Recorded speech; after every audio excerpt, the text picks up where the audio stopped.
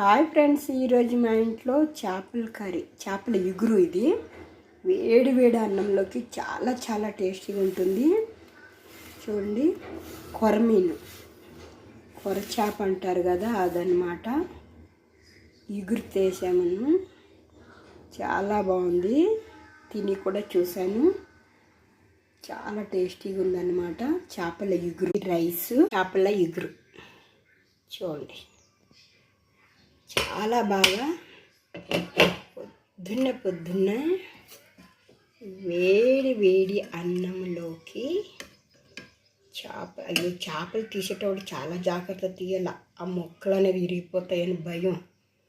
చూడండి, చేపల ఇగురు,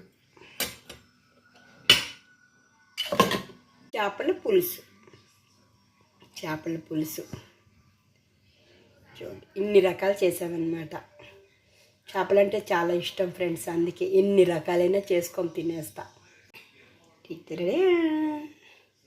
చాలా బాగుంటుంది కదా. మీలో ఎంతమందికి చేపల కూర ఇష్టం అనేది కామెంట్ చేయండి. అలాగే మన ఛానల్ లైక్ చేయండి, లైక్ చేసుకోండి.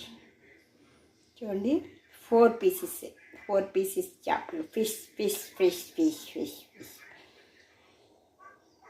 బాగుందా? మీరు కూడా ఒకసారి ట్రై చేయండి ఫ్రెండ్స్. ఇలా ఇగురులాగా, కొంచెం మరీ పులుసు కాకుండా. దీంట్లో చింతపండు కూడా వేసాను అన్నమాట.